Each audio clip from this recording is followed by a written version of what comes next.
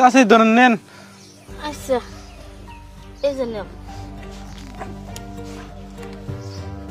কি যে দোসেন, আমি এমনিতে আমার ঘরে চাল নাই ডাল নাই, 50টা টাকা আছিল নিয়ে গেল গা জোর করে, এটা দিয়ে গেল।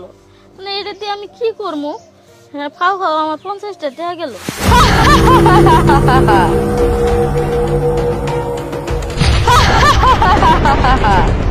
তোকে অনেক অনেক ধন্যবাদ।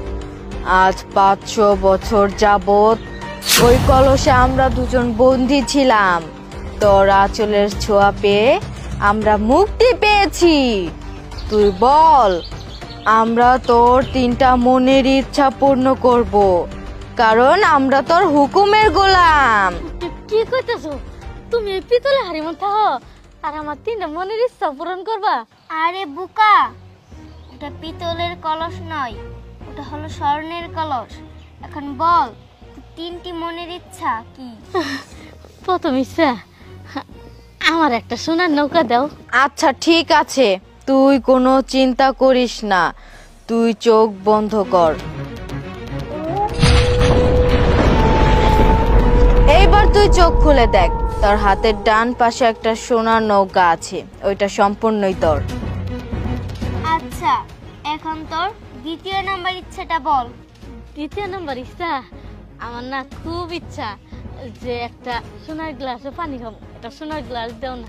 আচ্ছা ঠিক আছে, তুই চোখটা বন্ধ কর। এখন চোখটা খুলে দেখ, তোর বাম পাশে একটা স্বর্ণের গ্লাস আছে। সত্যি তো? এইবার তোর 3য় ইচ্ছার কথা বল। আর শোন, ভুলেও আর চাস না, বেশি লোভ করিস না, লোভের ফলাফল কিন্তু ভালো হবে না। সবই তো দিছ, একটা সোনার বাটি দাও না। 3 নম্বর ইচ্ছা আমার একটা সোনার বাটি দিলেই হবে। ঠিক আছে, তুই চোখটা বন্ধ কর। এইবার তুই চোখ খুলে দেখ, তোর সামনে একটা স্বর্ণের বাটি আছে। সত্যি সোনার বাটি আছে? আর একটা কথা মনে রাখ, যদি কোনো গরিব অসহায় মানুষ বিপদে পড়ে, তাহলে তুই এইখানে থেকে একটু একটু স্বর্ণ দিয়ে সবাইকে সাহায্য করার চেষ্টা করবি, বুঝতে পেরেছিস?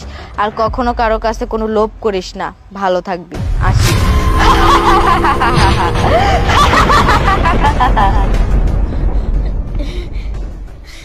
এত কিছু দিছে আমারে, পরে যা কইছে আমি তাই শুনবো। আমার সব কষ্ট দূর হয়ে গেছে। এটা আমি কি দেখলাম বৌমা, নুরুজা মাটির কলস কিনে নিল আর এই গছা দিল আর পরিবার রইল না। আমি ওই বেড়ার কাছে যাবো।